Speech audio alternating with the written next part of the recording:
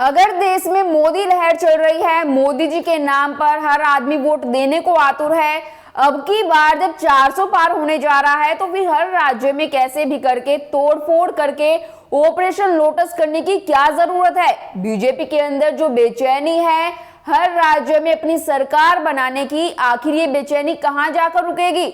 Operation lotus में एक और नाम जुड़ा है और वो है हिमाचल प्रदेश। माना कांग्रेस के अंदर खेमेबाजी हो रही है तो हर जगह ऑपरेशन लोटस चलाने की जो आतुरता है, जो बेचैनी है, इसका क्या मतलब है। लेकिन डीके शिव कुमार ने हिमाचल में एंट्री करके बीजेपी का ऑपरेशन लोटस फेल कर दिया है।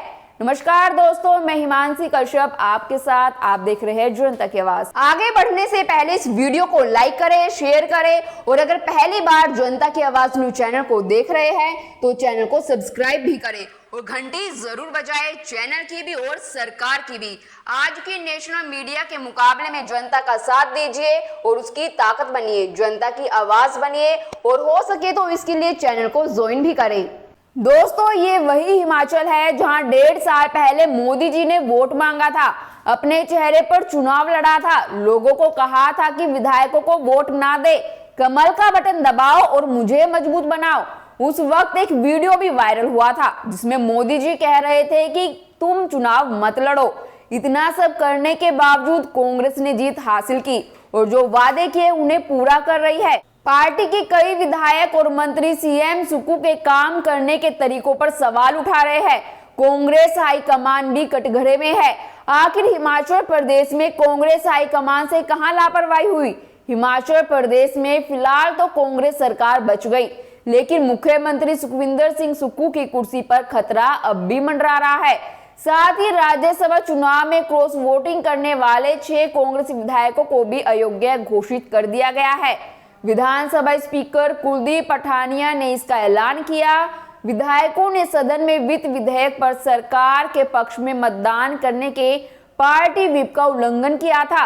अयोग्य घोषित किए गए विधायकों में राजेंद्र राणा, सुधीर शर्मा, इंद्रदत्त लखनपाल, देवेंद्र कुमार भुट्टो, रवि ठाकुर और चैतन्य शर्मा शामिल है।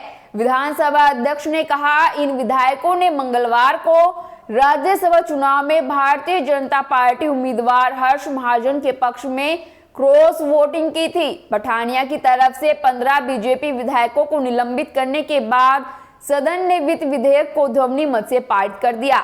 इसके बाद विधानसभा अध्यक्ष ने सदन अनिश्चितकाल के लिए स्थगित कर दिया था। दोस्तों, हिमाचल में खड़ा हुआ सियासी संकट अभी शांत होता नहीं दिख रहा है।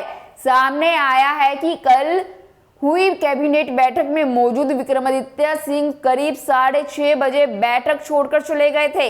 राज्य के खुफिया सूत्रों का कहना है कि वे चंडीगढ़ गए और 6 अयोग्य विधायकों से मुलाकात की।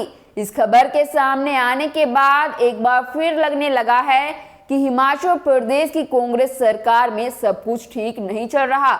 ये अलग बात है कि सीएम सुक्खू और राज्य के पर्यवेक्षक के तौर पर भेजे गए डीके शिव कुमार भले ही कहते रहे कि संकट मिट गया है, लेकिन सामने आए नए अपडेट के बाद लग रहा है कि अभी कुछ बदला नहीं है। दोस्तों, ये साफ था कि बीजेपी ने शुरू में हिमाचल कांग्रेस में बहुमत को देखते हुए उम्मीदवार उतारने का कोई मन नहीं बनाया था, लेकिन जिस तरह से कांग्रेस उम्मीदवार अभिषेक मनु सिंघवी को लेकर उन्हीं की पार्टी में टूट दिखाई दी, इसी को भांपते हुए बीजेपी ने कांग्रेस के कदावर नेता पूर्व मुख्यमंत्री वीरभद्र सिंह के दाहिने हाथ रहे और अब बीजेपी में शामिल हो चुके हर्ष महाजन को मैदान में उतार दिया। चुनाव के दिन कांग्रेस के 6 विधायकों ने क्रॉस वोटिंग कर दी। साथ ही 3 निर्दलीय विधायकों ने भी बीजेपी के उम्मीदवार हर्ष महाजन को वोट दे दिया। इस तरह से बीजेपी उम्मीदवार हर्ष महाजन को 34 वोट मिले। कांग्रेस के उम्मीदवार अभिषेक मनु सिंघवी को भी 34 वोट ही मिले। टाई होने के बाद ड्रॉ ऑफ लोटस हुआ। ये समझना जरूरी है कि ये क्या और कैसे होता है, क्योंकि राज्यसभा चुनाव में देश में पहली बार ड्रॉ ऑफ लोटस या पर्ची निकालकर फैसला किया गया, जिसमें बीजेपी के हर्ष महाजन की जीत हुई। बीजेपी द्वारा सुखविंदर सिंह सुक्खू की 14 महीने पुरानी सरकार के खिलाफ अविश्वास प्रस्ताव लाने की चर्चा तेज हो गई थी। बुधवार सुबह तड़के नेता प्रतिपक्ष जयराम ठाकुर ने बीजेपी के विधायक दल के साथ राज्यपाल से मुलाकात कर सदन में बजट के लिए डिवीजन ऑफ वोट की मांग की। उधर कांग्रेस के क्रॉस वोटिंग करने वाले विधायक वोटिंग के बाद 3 निर्दलीय विधायकों सहित पंचकुला में पीडब्ल्यूडी गेस्ट हाउस पहुंच गए और उनमें से कुछ ने दावा किया कि वो बीजेपी के साथ है और कई अन्य कांग्रेस विधायक भी उनके संपर्क में हैं। ये भी बात सामने आने लगी कि कांग्रेस के 20 से ज्यादा विधायक सुक्खू के मुख्यमंत्री पद पर बने रहने के खिलाफ है। दोस्तों, बात यहीं खत्म नहीं हुई। हिमाचल प्रदेश के लोक निर्माण विभाग मंत्री व पूर्व सीएम वीरभद्र सिंह के बेटे विक्रमादित्य सिंह ने बुधवार को प्रेस को बुलाकर लोक निर्माण विभाग मंत्री पद से इस्तीफा देने की घोषणा कर दी। उन्होंने मुख्यमंत्री सुखविंदर सिंह सुक्खू पर अनदेखी और विधायकों की बेइज्जती के आरोप लगाए। विक्रमादित्य सिंह हिमाचल प्रदेश के पूर्व मुख्यमंत्री वीरभद्र सिंह के बेटे हैं और शिमला से विधायक है। विक्रमादित्य सिंह की घोषणा से पार्टी में असंतोष खुलकर सामने आ गया। ऐसे में अपनी सरकार को गिरने से बचाने की खातिर कांग्रेस को अपने विधायकों को एकजुट रखने के लिए प्रत्येक स्तर पर काफी मशक्कत करनी पड़ी।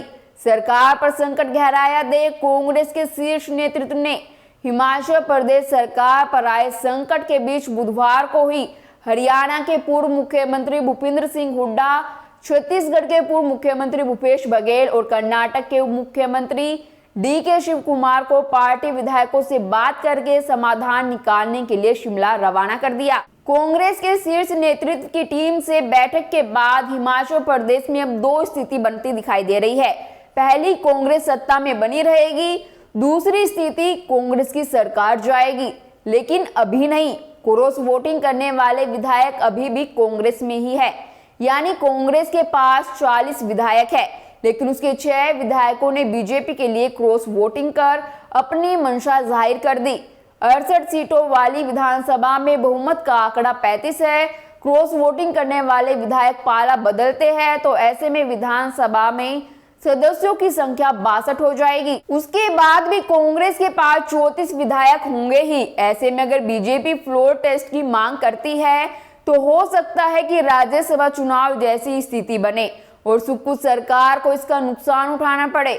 बहरहाल मुख्यमंत्री सुखविंदर सिंह सुक्खू बागी विधायकों की वापसी की बात कर रहे हैं, लेकिन बागियों की नाराजगी खत्म होती है या नहीं, ये कुछ दिनों में ही साफ हो जाएगा।